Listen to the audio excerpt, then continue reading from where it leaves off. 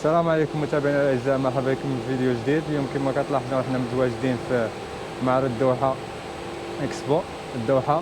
فهنا من بين البلدان المشاركة دولة اليمن الشقيقة.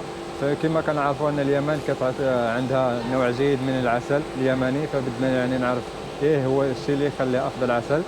فراح الاخ يعطينا فكرة عن العسل اليمني هنا. السلام عليكم. طيب عليكم السلام ورحمة الله. حياك وسلمك الغالي. احنا عارفين ان العسل اليمني يعني من اجود انواع العسل، فبدنا اياك تعطينا فكره عنه يعني. حبيبي الله يسلمك ويحفظك. اولا نشكر قناتك الجميله.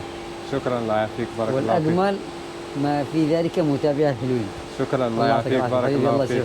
طبعا المغرب بلد عزيز وغالي علينا. شكرا، الله يعافيك، حتى انتم والله غاليين علينا. بارك الله. لنا الشرف بالزياره الحلوه هذه، الطله هذه الحلوه الجميله. بارك الله فيك، الله يعافيك. الله يبارك فيك. اولا العسل اليمني يتميز بخواصه وجودته الجميله باستخلاص العسل ما شاء الله، وبرعايه النحل رعايه واهتمام كبير تبارك في الله الوديان والجبال. يعني هذا ياكل من الطبيعه صح؟ طبيعي، نعم طبيعي حر يعني جدا. نعم طبيعي حر جدا. ما شاء الله، نعم طبيعي يعني 100%. في بعض المناطق يكون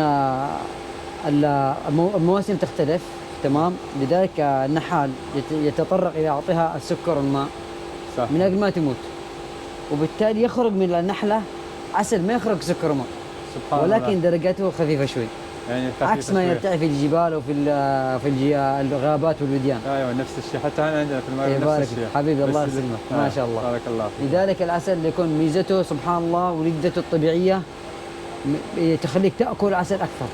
ايوه صح، تكون صحتك اجمل وصحتك افضل. يعني ولما مثلا تاكل يعني كميه اكثر ما ابدا يعني ما يأثر، بل يعطي صحة، بل يعطي صحة وغذاء. ما شاء الله. لأنه بالتصديق لقوله تعالى يخرج من بطونها شراب مختلف ألوانه فيه شفاء للناس. ما شاء الله. لذلك يكون دواء بإذن الله، يكون دواء إن شاء الله. الله يبارك فيك. وهذه أنواع كم من عندكم من نوع هنا؟ طبعا هذا عسل اسمه المركي اللي هو ما شاء الله الدرجة الأولى، نسميه قطفة أولى. هذا الدرجة الأولى. هذا الدرجة الأولى. هذا نعم. كم للكيلو؟ هذا كيلو 1000 ريال. 1000 ريال. نعم، هذا هنا الكيلو على 700 ريال. هنا العسل الملكي السدر، طبعا هذا السمر، هنا السدر. هنا السدر، هذا السدر الجبل يعتبر هو الاشهر في العالم. ايوه هو السدر، حتى ان ما شاء الله. عسل نعم. السدر معروف هو يعني اغلى. الله يبارك فيه. نعم، هذا الكيلو حقه 2000. 2000 هنا اي نعم. وهذا السدر طبعا اللي هو الثاني رقم 2، الكيلو حقه 1000 ريال. طبعا يتغير حتى في المذاق شوي، في الريحه يكون خفيفه قليل. صح. وبالنسبه للدرجه الثالثه هذا يكون فيه نسبه زهور.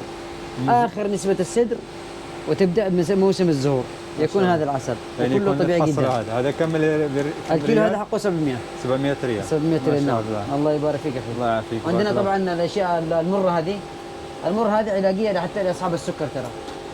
هذا انا في الاول ظنيتها هذاك اللي تستخلصوا منه العسل. ما شاء الله، اللي هو الشام اللي هو هذا العسل. صح. لا هذا مرة دواء يعني مرة دواء ممتازة جدا لاصحاب السكر حتى، بس تؤخذ بحذر شديد في الاسبوع مرتين، لان تقوي انزيمة الكبد. ما شاء الله. عندنا القهوة العربية اليمنية الممتازة اللي هي رقم 1. هذا كم الكيلو؟ هذه الكيلو حقه يطلع الى 200 ريال. 200 ما شاء الله. نعم الله يبارك فيك. بارك الله فيك. حفظك الله وراك. شكرا الاخ الكريم على المعلومات وسامحنا اننا اخذنا لك وقت. لا بالعكس، انا سعيد جدا للقائك. الله يعافيك، بارك الله فيك. الله يعطيك العافيه. الحين يلا مع السلامه ان شاء الله. فيديو اخر ان شاء الله. وشكرا للاخ على المعلومات القيمه المفيده، نتمنى تستخدمها ان شاء الله. والشكر موصول لاخي الغالي. الله يعافيك، بارك الله فيك. حبيبي الله يعطيك العافيه. يسلمك حبيبي، الله يسلمك.